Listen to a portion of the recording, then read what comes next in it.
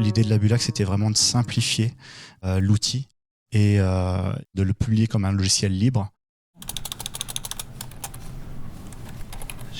Hop. Bon, de toute façon, il y a assez de monde, là, on pourra remonter Saphir ou Astrid en prélèvement. Il serait peut-être possible de faire la même chose avec Saadia, qui ne ferait pas la mezzanine de 17h à 18h30 et pourrait faire donc le prélèvement entre 18h30 et 20h. Voilà. On a réussi à trouver la solution. Ça fait jeu des chaises musicales, comme d'hab. Je suis développeur logiciel et je travaille notamment sur le projet Planning Biblio, donc un logiciel permettant la gestion des services publics orienté donc pour les bibliothèques. Il s'agit d'un logiciel en fait qui a été mis en place déjà à la bibliothèque Sainte-Geneviève et qu'on a adapté pour les besoins de la Bulac.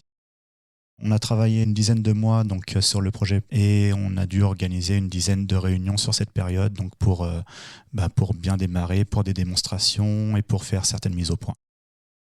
C'est vraiment un outil qui a été fait sur mesure pour une bibliothèque qui est la Bulac, qui a été bien réfléchi, qui a été pensé par des bibliothécaires et c'est ce qui a rendu son succès, le succès qu'il rencontre aujourd'hui. Oui, mais c'est Marseille.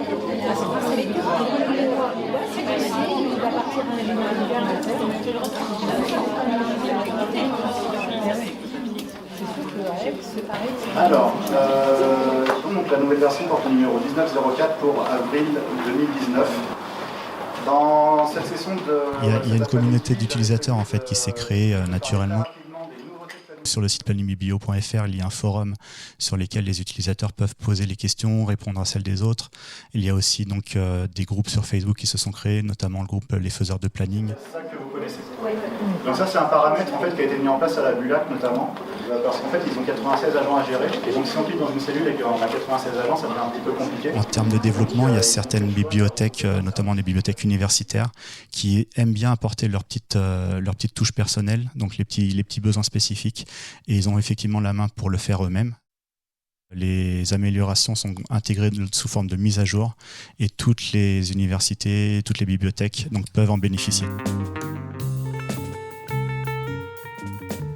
Depuis 2010-2011, le projet évolue en fonction des demandes des utilisateurs. Je ne saurais pas chiffrer exactement le nombre d'utilisateurs, mais je pense qu'on doit avoisiner donc les 100.